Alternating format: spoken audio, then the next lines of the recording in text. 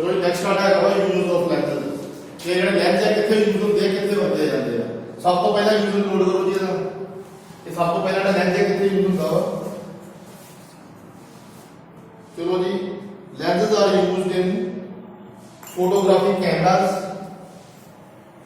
Lenses are used in photographic cameras.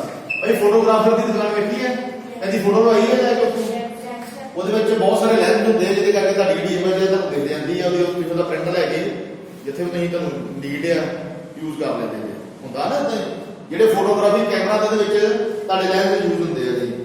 ਉਸ ਤੋਂ ਬਾਅਦ ਨੈਕਸਟ ਨੋਟ ਕਰੋ ਜੀ ਮੈਗਨੀਫਾਈਂਗ ਗਲਾਸ। ਮੈਗਨੀਫਾਈਂਗ ਗਲਾਸ ਭਾਈ ਇਹ ਪਤਾ ਕੀ ਹੈ ਐਨਕ ਲਾਈ ਹੈ ਜੀ। ਐਨਕ ਕੀ ਕਰਦੀ ਹੈ ਜਾਂ ਚੀਜ਼ ਨੂੰ ਵੱਡੀ ਕਰਕੇ ਦਿਖਾ ਦਿੰਦੀ ਹੈ ਛੋਟੀ ਕਰਕੇ ਦਿਖਾ ਦਿੰਦੀ ਹੈ। ਜਿੱਦਾਂ ਤੁਹਾਡੀ ਮਾਈਕਰੋਸਕੋਪ ਵੀ ਹੁੰਦੀ ਹੈ ਛੋਟੇ ਆਬਜੈਕਟ ਨੂੰ ਵੱਡੇ ਕਰਕੇ ਦਿਖਾਉਂਦੀ ਆ।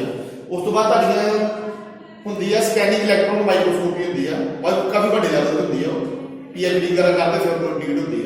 ਉਹ ਨੈਨੋ ਪਾਰਟੀਕਲ ਨੂੰ ਕਹਿ ਸਕਦੇ ਹਾਂ ਨੇੜੇ ਨੈਨੋ ਪਾਰਟੀਕਲ ਨਹੀਂ ਦਿੰਦਾ ਨੰਗੀ ਅੱਖਾਂ ਦੀ ਪਾਰਟੀਕਲ ਨਹੀਂ ਦੇਖ ਸਕਦੇ ਪਰ ਉਹ ਤੇ ਇੱਕ ਡਰ ਦਾ ਦਿੰਦਾ ਅਮਰ ਤੋਂ ਹੋਰ ਕੋਈ ਨਹੀਂ ਜਾਂਦਾ ਮੋਬਾਈਲ ਦੇ ਵਿੱਚ। ਇਹਨੇ ਮੈਗਨੀਫਾਈਂਗ ਗਲਾਸ ਕੀ ਕਰਦੇ ਆ ਜੀ ਇਮੇਜ ਨੂੰ ਕਹਿ ਸਕਦੇ 100 ਗੁਣਾ 1000 ਗੁਣਾ ਵਧਾ ਦਿੰਦੇ ਉਹਨੂੰ ਬੋਲ ਦਿੰਦੇ ਮੈਗਨੀਫਾਈਂਗ ਗਲਾਸ। ਮੈਗਨੀਫਾਈਂਗ ਕੀ ਹੁੰਦਾ ਕਿ ਚੀਜ਼ ਨੂੰ ਵੱਡਾ ਕਰਨਾ ਇਨਕਰੀਜ਼ ਕਰਨਾ ਉਹਦਾ ਸਾਈਜ਼ ਦਾ ਇਨਕਰੀਜ਼ ਕਰਨਾ। ਸੋ ਉਸ ਤੋਂ ਬਾਅਦ ਦੇਖੋ ਜੀ ਨੈਕਸਟ ਹੈਗਾ ਵਾ ਹਾਂ ਮਾਈਕਰੋਸਕੋਪ। ਮਾਈਕਰੋਸਕੋਪ ਜਿਹੜੀ ਮਾਈਕਰੋ ਪਾਰਟੀਕਲ ਨੂੰ ਵੱਡੇ ਕਰਕੇ ਦਿਖਾ ਦੀ ਉਹਦਾ ਸਾਈਜ਼ ਜਿਹੜਾ ਕਲੀਅਰ ਕਰ ਦਿੰਦੀ ਹੈ। ਉਸ ਤੋਂ ਬਾਅਦ ਨੈਕਸਟ ਵਨ ਤੁਹਾਨੂੰ ਪਤਾ ਹੀ ਹੋਣਾ ਟੈਲੀਸਕੋਪ ਦਾ ਪਤਾ ਨਾ ਤੁਹਾਨੂੰ ਬਈ ਟੈਲੀਸਕੋਪ ਕਿੱਥੇ ਯੂਜ਼ ਹੁੰਦੀ ਆ ਸਪੇਸ ਦੇ ਵਿੱਚ ਕੋਈ ਵੀ ਸਟਾਰ ਵਗੈਰਾ ਵੇਖਣੇ ਆ ਕੋਈ ਆਪਾਂ ਗੈਲੈਕਸੀ ਵਗੈਰਾ ਦੀ ਗੱਲ ਕਰ ਲਈਏ ਜਾਂ ਸਪੇਸ ਦੇ ਵਿੱਚ ਕੋਈ ਵੀ ਰਿਸਰਚ ਹੁੰਦੀ ਹੈ ਉਹ ਕਿਹਦੇ ਕਰਕੇ ਹੁੰਦੀ ਹੈ ਟੈਲੀਸਕੋਪ ਕਰਕੇ। ਉਹ ਟੈਲੀਸਕੋਪ ਦੇ ਵਿੱਚ ਵੀ ਲੈਂਸ ਹੁੰਦੇ ਆ। ਉਸ ਤੋਂ ਬਾਅਦ ਦੇਖੋ ਜੀ ਹਿਊਮਨ ਆਈ। ਹਿਊਮਨ ਆਈ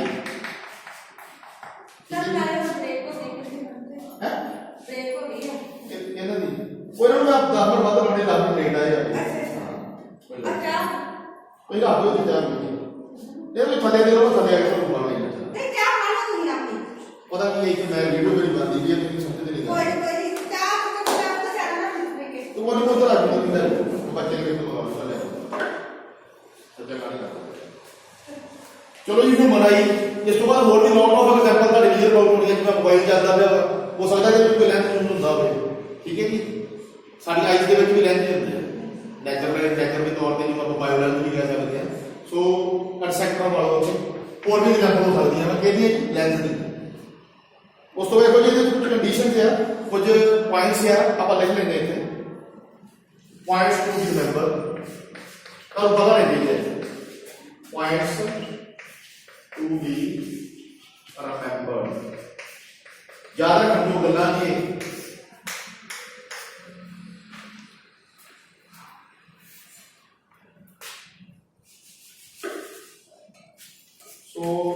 ये वाली ਜਿਹੜੀ याद रखो जी। देखो जी light travels in straight line note कर लो पहला point light travels in straight line. भाई जी लाइट है वो कितना चलती है भाई लाइट कितना ट्रैवल करती है स्ट्रेट लाइन ਦੇ ਵਿੱਚ ਚਾਹੇ ਤੁਸੀਂ ਲੇਜ਼ਰ ਦੀ ਗੱਲ ਕਰ ਲਓ ਚਾਹੇ ਤੁਹਾਡੇ ਘਰ ਦੇ ਵਿੱਚ ਬਲਬ ਜਗਦੇ ਆ ਚਾਹੇ ਗੱਡੀਆਂ ਦੀਆਂ ਲਾਈਟਸ ਜਗਦੀਆਂ ਵਾ ਦੇਖੋ ਉਹਦੀ ਜਿਹੜੀ ਲਾਈਟ ਹੈ ਸਿੱਧੀ ਜਾਂਦੀ ਹੈ ठीक है जी। थोड़ी लाइट है हमेशा इधर ही जाती है सीधी लाइन से जाती है अगर बाहर आई थे वो लाइट है जाती है ठीक है जी। प्लीज ये चीज ऑब्जर्व करो जाके अपने बर्तन में लगा के कोई भी है। नंबर 2 पे नोट करो जी lights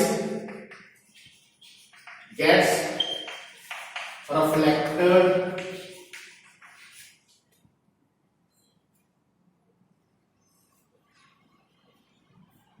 when it falls on polished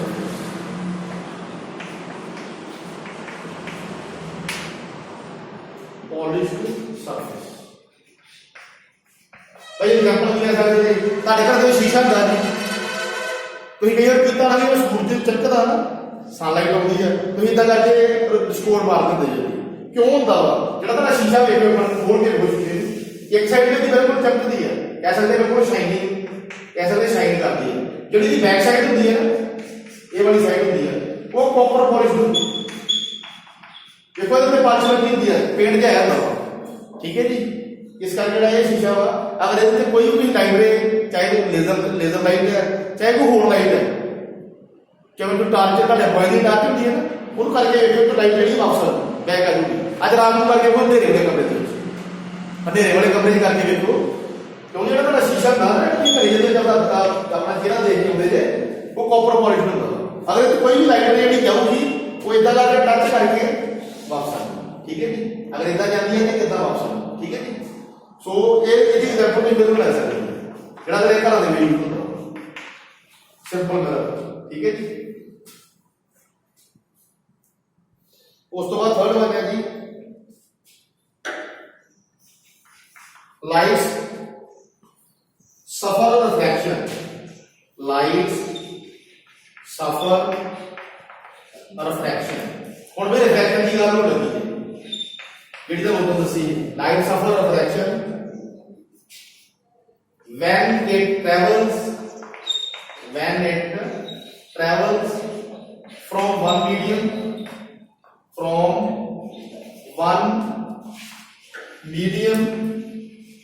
to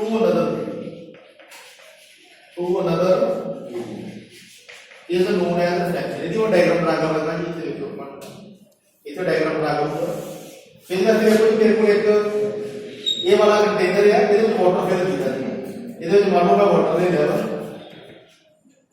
ਇਹ ਵਾਲੀ ਜਿਹੜੀ ਨਾਰਮਲ ਲਾਈਨ ਹੈ, ਇਹਦੇ ਅਰਾਊਂਡ ਕੀ ਹੈ ਜੀ 에ਅਰ। 에ਅਰ ਕੀ ਹੁੰਦੀ ਹੈ ਜੀ, ਆਪਟੀਕਲੀ ਰੇਅਰ ਮੀਡੀਅਮ ਹੁੰਦੀ ਆ। ਵਾਟਰ ਕੀ ਹੈ ਜੀ, ਆਪਟੀਕਲੀ ਡੈਂਸਰ ਮੀਡੀਅਮ ਹੈ। ਸੋ ਵੇਖੋ ਜੀ, ਇੱਥੇ ਸਾਡੇ ਕੋਲ ਆਬਜੈਕਟ ਪਿਆ ਹੋਇਆ, ਜਿਹਨੂੰ ਲਾਈਟ ਰੇ ਟਰੈਵਲ ਕਰਦੀ ਪਈ ਹੈ। ਇੱਕ ਟਰੈਵਲ ਪਹਿਲਾਂ ਕਰੂਗੀ 에ਅਰ ਦੇ ਵਿੱਚ, ਔਰ ਇਹ ਵਾਲੇ ਪੁਆਇੰਟ ਤੇ ਆ ਕੇ ਟੱਚ ਕਰਦੀ। ਇਹ ਸਾਡਾ ਇਨਸੀਡੈਂਟ ਪੁਆਇੰਟ ਹੈ। ਉਸ ਤੋਂ ਬਾਅਦ ਦੇਖੋ ਜੀ, ਇਹ ਪੁਆਇੰਟ ਤੋਂ ਬਾਅਦ ਉਹਦਾ ਕੀ ਹੈ ਜੀ, ਮੀਡੀਅਮ ਚੇਂਜ ਹੁੰਦਾ ਪਿਆ। ਉਹਦਾ ਮੀਡੀਅਮ 에ਅਰ ਤੋਂ ਵਾਟਰ ਹੁੰਦਾ ਪਿਆ। ਹੁਣ ਕੀ ਹੋਊਗਾ ਜੀ, they can bend toward the normal line। ਇੱਥੇ ਉਹਦਾ ਐਂਗਲ ਥੀਟਾ ਹੀ, ਇਹ ਇੱਥੇ ਦਾ ਐਂਗਲ 70 ਡਿਗਰੀ ਹੀ, ਇੱਥੇ ਦਾ ਐਂਗਲ ਘੱਟ ਕੇ ਕਿੰਨਾ ਰਹੇਗਾ, ਇੱਥੇ ਦਾ ਐਂਗਲ ਰਹੇਗਾ ਜੀ 40 ਡਿਗਰੀ। ਐਂਗਲ ਡਿਕਰੀਜ਼ ਹੋ ਗਿਆ। ਕਿਉਂ ਡਿਕਰੀਜ਼ ਹੋ ਗਿਆ? ਕਿਉਂਕਿ ਜਿਹੜਾ ਵਾਟਰ ਹੈ, ਵਾਟਰ ਦੇ ਪਾਰਟੀਕਲ ਬਿਲਕੁਲ ਕਲੋਜ਼ ਹੁੰਦੇ ਆ, ਬਿਲਕੁਲ ਨੇੜੇ ਨੇੜੇ ਹੁੰਦੇ ਆ, ਬਟ 에ਅਰ ਦੇ ਪਾਰਟੀਕਲ ਥੋੜੇ ਦੂਰ ਦੂਰ ਹੁੰਦੇ ਆ। 에ਅਰ ਦੀ ਡੈਂਸਿਟੀ ਘੱਟ ਹੁੰਦੀ ਹੈ ਐਜ਼ ਕੰਪੇਅਰ ਟੂ ਵਾਟਰ। ਇਸ ਕਰਕੇ ਜਿਹੜੀ ਲਾਈਟ ਹੈ ਜਦੋਂ ਵਾਟਰ ਦੇ ਵਿੱਚ ਟਰੈਵਲ ਕਰੂਗੀ, ਉਹਦੀ ਲਾਈਟ ਹੈ वाटर पार्टिकल को रजिस्ट करते हैं, रोकते हैं। इसे करके ਉਹਦਾ एंगल ਜਿਹੜਾ ਪਹਿਲਾਂ 70 डिग्री बाद 40 डिग्री रह गया। कह सकते हैं the light ray bends toward the normal line.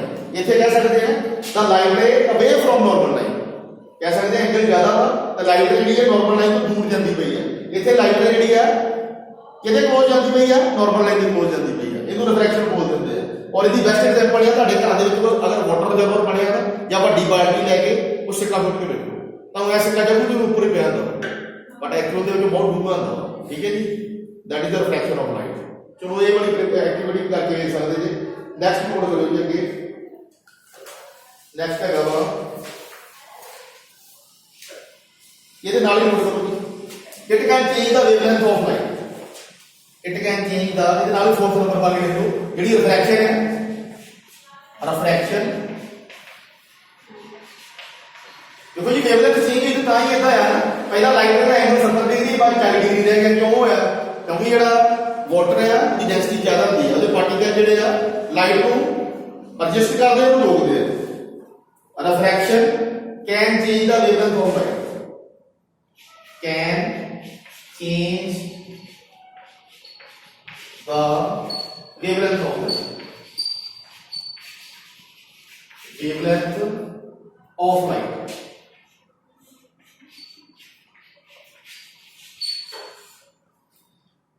ਜਿਹੜੀ ਬਈ ਰਿਫਰੈਕਸ਼ਨ ਹੈ, ਇਹ ਰਿਫਰੈਕਸ਼ਨ ਜਿਹੜੀ ਹੈ ਜੀ, ਔਰ ਰਿਫਰੈਕਸ਼ਨ ਕੀ ਕਰਦੀ ਹੈ ਜੀ, ਕੋਈ ਵੀ ਲਾਈਟ ਦੀ ਵੇਵਲੈਂਥ ਚੇਂਜ ਕਰਦੀ ਹੈ। ਜਿਵੇਂ ਇੱਥੇ ਵੇਖ ਲਓ, ਇਸ ਜਿਹੜੀ 에ਅਰ ਦੇ ਵਿੱਚ ਲਾਈਟ ਆਉਂਦੀ ਪਈ, ਇਟਸ ਅਵੇ ਫਰੋਮ ਨਾਰਮਲ ਲਾਈਨ। ਇੱਥੇ ਕੀ ਹੈ, it bands toward the normal line, ਔਰ ਨਾਰਮਲ ਲਾਈਨ ਜਿਹੜੀ ਹੈ ਰੈਫਰੈਂਸ ਲਾਈਨ ਹੈ। ਸੋ ਇਹ ਕਾਹਦੇ ਕਰਕੇ ਦਬਿਆ ਹੋਇਆ? ਕਿਉਂਕਿ 에ਅਰ ਦੇ ਪਾਰਟੀਕਲ थोड़े दूर दूर होते हैं, उसकी डेंसिटी घट होती है, और वाटर के पार्टिकल बिल्कुल क्लोज होते हैं, उसकी डेंसिटी ज़्यादा आती है। और ज़्यादा डेंसिटी होने के कारण, ऑप्टिकली डेंसिटी मीडियम होने के कारण, वो स्पीड ऑफ लाइट को डिक्रीज कर देते हैं। चलो जी नेक्स्ट देखो जी, ये वेवलेंथ वाला कंसेप्ट क्लियर हो गया। उस तो बाद फिफ्थ पॉइंट है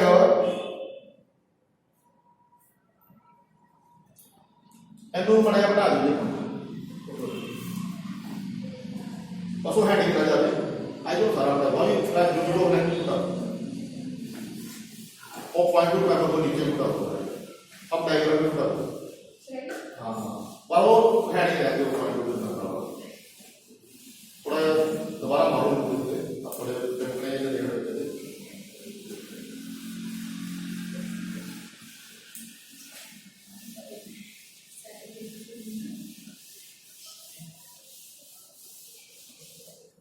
तो ये नेक्स्ट नोट करो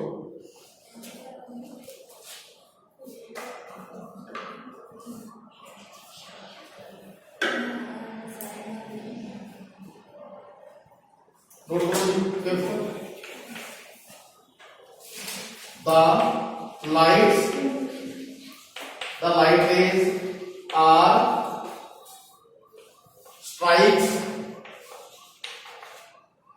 to the polished surface of mirror. The light ray are strike to the polished surface of mirror. देखो जो polished surface होगा लाइट रे की करूंगी वापस जाऊंगी कि पारना चुकी उन्हें दसिया ना ਜਿਹੜਾ ਤੁਹਾਡੇ ਘਰ ਦੇ ਵਿੱਚ ਸ਼ੀਸ਼ਾ ਵਾ ਕੀ ਕਿਧਰ ਨੂੰ ਰਿਫਲੈਕਟ ਹੋਊਗੀ ਮਗਰ ਨੂੰ ਗਿਆ ਕਿ ਜਿਹੜਾ ਤੁਹਾਡੇ ਘਰੇ ਸ਼ੀਸ਼ਾ ਵਾ ਉਹਦੇ ਚ ਲਾਈਟ ਕੋਈ ਲਾਈਟ ਤੇ ਤੁਸੀਂ ਉਹਦੀ ਸਟ੍ਰਾਈਕ ਕਰਾਉਂਦੇ ਜੇ ਉਹ ਵਾਪਸ ਜਾਊਗੀ ਕਿ ਅੱਗੇ ਪਾਰਨਾ ਚੁਕੀ ਵਾਪਸ ਆ ਕਿਉਂਕਿ ਉਹਦੇ ਅੱਗੇ ਕਾਪਰ ਕੋਟਿੰਗ ਹੁੰਦੀ ਆ ਲਾਈਟ ਅੱਗੇ ਪਾਸ ਨਹੀਂ ਕਰਦੀ ਚਲੋ ਨੋਟ ਕਰ ਲਓ ਨਾਲ ਹੀ the light ray are strikes to the polished surface of mirror and then bouncing back वापस आ जाती है कि bouncing back है दोनों and then bouncing back और ये प्रोसेस को क्या बोलते हैं is called reflection of light इसको reflection of light बोलते हैं लाइट ਜਿਹੜੀ ਟੱਚ ਕਰਕੇ ਪੋਲੀ ਸਰਫੇਸ ਤੇ ਅਗਲੇ ਬੰਨੇ ਤੇ ਫਿਰ ਵਾਪਸ ਆ ਜਾਂਦੀ ਹੈ ਇਸ ਕਰਕੇ ਲਿਖਦਾ ਹੈ that bouncing back is called reflection of light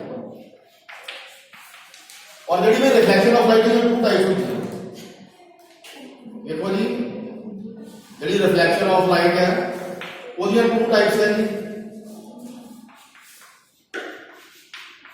मैं शॉर्ट में लिखता हूं पूरा लिखना नहीं reflection of light have two types ਕਿਹੜੀਆਂ टाइप्स होती है जी फर्स्ट वन होती है जी स्पेकुलर फर्स्ट वन टाइप होती है स्पेकुलर और स्पेकुलर के नाल दे सकते हैं रेगुलर यदि डायग्राम पे नहीं बड़ी एक मिनट आप मान लो साडे कोल कोई शीशा वा ए साइड वाली पॉलिश्ड है ऊपर कॉपर कोटेड है कॉपर कोटेड है सो उसके बाद अभी क्या होगा कॉपर कोटेड है ये तो लाइट रे जाके ट्रैवल करती पई है ठीक है जी ये तो टच करके इधर वापस आ ठीक है जी अगर इधर नहीं एक मोड़ डायग्राम ड्रा कर देना मैं नाल ही चलो इधर नीचे बना लेते हैं ये भी साडा ऐसा करके जी मिरर है कॉपर कोटेड है ਜਿਹੜਾ ਤੁਹਾਡੇ ਘਰਾਂ ਦੇ ਵਿੱਚ ਆਮ ਮਿਰਰ ਯੂਜ਼ ਹੁੰਦਾ ਵਾ ਸੋ ਇਹਦੇ ਵਿੱਚ ਕੀ ਹੋਊਗਾ ਜੀ ਦੇਖੋ ਇੱਕ ਮਿੰਟ ਲਾਈਟ ਦੇ ਕੋਈ ਇੱਥੇ ਆਬਜੈਕਟ ਹੈ ਦੇਖੋ ਲਾਈਟ ਇਦਾਂ ਕਰਕੇ ਟੱਚ ਕਰਦੀ ਵੀ ਹੈ ਇਨਸੀਡੈਂਟ ਹੁੰਦੀ ਵੀ ਹੈ ਇਹਨੂੰ ਵਾਪਸ ਟੱਚ ਕਰਕੇ ਇਦਾਂ ਠੀਕ ਹੈ ਜੀ ਸੋ ਇਹਨੂੰ ਵੀ ਬੋਲ ਦਿੰਦੇ ਆ ਜੀ ਇਹ ਵਾਲੀ ਲਾਈਨ ਜਿਹੜੀ ਲਾਈਟ ਹੈ ਅੰਦਰ ਜਾਂਦੀ ਪਈ ਆ ਇਹਨੂੰ ਬੋਲਦੇ ਆ ਇਨਸੀਡੈਂਟ ਰੇ ਔਰ ਜਿਹੜੀ ਵਾਪਸ ਆਉਂਦੀ ਵੀ ਹੈ ਇਹਨੂੰ ਬੋਲਦੇ ਆ ਰਿਫਰੈਕਟਡ ਰੇ ਔਰ ਇਹ ਤੁਹਾਡਾ ਮਿਰਰ ਜਿਹੜਾ ਘਰਾਂ ਦੇ ਵਿੱਚ ਹੁੰਦਾ ਵਾ ਇਹਦੀ ਇੱਕ ਸਾਈਡ ਪੋਲਿਸ਼ ਹੁੰਦੀ ਹੈ ਸੋ ਦੇਖੋ ਜੀ ਇਹ ਤੁਹਾਡੀ ਹੋਈ ਰੈਗੂਲਰ ਇਹਨੂੰ ਬੋਲਦੇ ਆ ਰੈਗੂਲਰ ਰੈਗੂਲਰ ਔਰ ਸਪੈਕਟਰਲ ਕਹਿ ਸਕਦੇ ਰੈਗੂਲਰ ਔਰ ਸਪੈਕਟਰਲ ਦੀ ਐਗਜ਼ਾਮਪਲ ਹੈ ਇਹਦੇ ਵਿੱਚ ਕੀ ਹੈ ਜੀ ਜਿਹੜੀ ਲਾਈਨ ਹੈ ਉਹ ਇੱਕ ਲਾਈਨ ਦੇ ਵਿੱਚ ਜਾਂਦੀ ਹੈ ਇੱਕ ਲਾਈਨ ਦੇ ਵਿੱਚ ਵਾਪਸ ਆ ਜਾਂਦੀ ਹੈ ਸੋ ਇਹ ਤੁਹਾਡੀ ਰੈਗੂਲਰ ਔਰ ਸਪੈਕਟਰਲ ਹੈ ਸੈਕੰਡ ਆਈ ਦੇਖੋ ਜੀ ਕਿਹੜੀ ਹੁੰਦੀ ਹੈ ਸੈਕੰਡ ਹੁੰਦੀ ਹੈ ਜੀ ਇਰਰੈਗੂਲਰ ਨਾ ਵੀ ਇਰਰੈਗੂਲਰ ਔਰ ਡਿਫਿਊਜ਼ਰ और डिफ्यूजर या डिफ्यूज आज उसकी गड़ी होती है देखो जी साडियां गड्डी दी लाइट्स होंदी है मैं बना देना एक बड़ी जी ये गड्डी दी लाइट्स चेक कर लिया क्या करके ना एक रिफ्लेक्टर लगा होता है इथे बल्ब लगा हुआ है ये लगा हुआ बल्ब लगा हुआ ये करके ਉਹਦੇ ਵਿੱਚ ਬਲਬ ਲੱਗਾ ਹੁੰਦਾ ਇਹ ਜਿਹੜੀ ਆ ਜਿਹੜੀ ਹੁੰਦੀ ਹੈ ਨਾ ਚੀਜ਼ ਇਹ ਪੋਲਿਸ਼ ਹੁੰਦੀ ਹੈ ਠੀਕ ਹੈ ਕੀ ਹੋਊਗਾ ਇਹਦੇ ਲਈ ਲਾਈਟ ਨਹੀਂ ਕਰੂਗੀ डिफ्यूज होगा नहीं जो ये बल्ब जलूगा की होगा ਗੱਡੀਆਂ ਦੇ ਵਿੱਚ ਵੇਖੋ ਜਿਹੜੀ ਗੱਡੀਆਂ ਦੀਆਂ ਲਾਈਟਸ ਹੁੰਦੀਆਂ ਵਾ ਉਹਦੇ ਵਿੱਚ ਬਿਲਕੁਲ ਚੀਜ਼ ਚਮਕਦੀ ਦੀ ਸ਼ਾਈਨ ਕਰਦੀ ਹੁੰਦੀ ਹੈ, ਜਿਵੇਂ ਰਿਫਲੈਕਟਰ ਬੋਲਦੇ ਨੇ ਲਾਈਟਾਂ ਦਾ, ਰਿਫਲੈਕਟਰ ਬੋਲਦੇ ਨੇ, ਵੈਸੇ ਜਿਹੜਾ ਨਾ ਹੀ ਰਿਫਲੈਕਟਰ ਹੁੰਦਾ ਵਾ। ਸੋ ਕੀ ਹੋਊਗਾ ਜੀ, ਜਦੋਂ ਇਹ ਲਾਈਟ ਜਿਹੜੀ ਸਾਡਾ ਬਲਬ ਆਨ ਕਰੂਗਾ ਕੀ ਹੋਊਗਾ, ਇਹ ਜਿਹੜੀ ਲਾਈਟ ਹੈ ਇਹਦਾ ਕਰਕੇ ਬਾਹਰ ਨੂੰ ਜਾਊਗੀ, ਸਪਰੈਡ ਕਰੂਗੀ, ਡਿਫਿਊਜ਼ ਹੋਊਗੀ ਲਾਈਟ। ਠੀਕ ਹੈ ਜੀ, ਬਲਬ ਤੇ ਇੱਕ ਛੋਟੀ ਜਗ੍ਹਾ ਤੇ ਜਗਦਾ ਵਾ, ਪਰ ਜਿਹੜੀ ਲਾਈਟ ਹੈ ਉੱਪਰ ਦੀ ਵੇਟ ਕਰੋ 5 ਮਿੰਟ ਬਸ। ਬਲਬ ਤਾਂ ਤੁਹਾਡਾ ਇੱਕ ਜਗ੍ਹਾ ਤੇ ਜਗਦਾ ਪਿਆ ਵਾ, ਬਟ ਕੀ ਹੋਊਗੀ ਲਾਈਟ ਜਿਹੜੀ ਹੈ ਸਾਰੇ ਬੰਨੇ ਫੈਲ ਜਾਊਗੀ। ਰਾਤ ਲਾਈਟਾਂ ਜਗਦੀਆਂ ਵਾ, ਗੱਡੀ ਹੈਗੀ ਗੱਡੀ ਦੀ ਲਾਈਟ ਕਰਕੇ ਵੇਖ ਲਓ, ਟਰੈਕਟਰ ਹੈਗਾ ਟਰੈਕਟਰ ਦੀ ਲਾਈਟ ਕਰਕੇ ਵੇਖ ਲਓ, ਬਾਈਕ ਹੈਗੀ ਆ ਬਾਈਕ ਦੀ ਲਾਈਟ ਕਰਕੇ ਵੇਖ ਲਓ। ਸਿੰਪਲ ਘਰੇ ਤੁਹਾਡੇ ਕੋਲ CFR ਲੱਗੀ ਹੁੰਦੀ ਹੈ ਨਾ, CFR ਤੇ ਲੱਗੇ ਵੇਖ ਲਓ। ਅੱਜ ਜਿਹੜੀ ਤੁਹਾਨੂੰ ਇਹਦਾ ਆਨਸਰ ਮਿਲੂਗਾ, ਇਹਦਾ ਆਨਸਰ ਮਿਲੂਗਾ ਇਹ ਰੈਗੂਲਰ ਔਰ ਡਿਫਿਊਜ਼। ਇਹ ਲਾਈਟ ਵੀ ਬਲਬ ਇੱਕ ਜਗ੍ਹਾ ਤੇ ਛੱਡ ਦੇਗੇ, ਚੈਨਲ ਸਾਰੇ ਬੰਨੇ ਜਾਂਦਾ, ਕਾਹਦੇ ਕਰਕੇ ਜਾਂਦਾ ਵਾ, ਕਿਉਂਕਿ ਤੁਹਾਡੀ ਜਿਹੜੀ ਲਾਈਟ ਹੈ ਇਹ ਰੈਗੂਲਰ ਹੈ ਔਰ ਡਿਫਿਊਜ਼ ਕਰਦੀ ਹੈ, ਫੈਲਦੀ ਪਈ ਹੈ। ਠੀਕ ਹੈ ਜੀ, ਇਹਦੇ ਵਿੱਚ ਕੀ ਹੈ ਜੀ, ਲੇਜ਼ਰ ਦੀ ਐਗਜ਼ਾਮਪਲ ਹੈ, ਇਹਦੇ ਵਾਸਤੇ ਵੀ ਲੇਜ਼ਰ ਦੀ ਐਗਜ਼ਾਮਪਲ ਲੈ ਸਕਦੇ ਹਾਂ ਲੇਜ਼ਰ, ਔਰ ਇਹਦੇ ਵਾਸਤੇ ਵੀ ਇਹ ਵਾਲੀ ਆਪਣੀ ਘਰਾਂ ਦੇ ਲਾਈਟ ਵਾਲੀ ਦੀ ਐਗਜ਼ਾਮਪਲ ਲੈ ਸਕਦੇ ਹਾਂ। ਉਸ ਤੋਂ ਬਾਅਦ ਦੇਖੋ ਜੀ ਬਸ 2 ਮਿੰਟ ਵੇਟ ਕਰੋ, ਮੈਂ ਛੱਡ ਲਗਾ ਤੁਹਾਨੂੰ। ਲੈਟਸ ਨੋਟ ਜੀ, angle of incidence is equal to angle of reflection.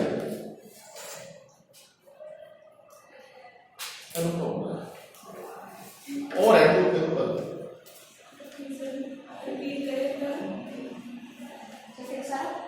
आप ना कल तो लेक्चर है कोई कोई कल तो एक मिनट जी बस आ जाओ। नेक्स्ट भी 6 नंबर पॉइंट है, the angle of incidence, the angle of incidence I का डबल कर दें इज इक्वल टू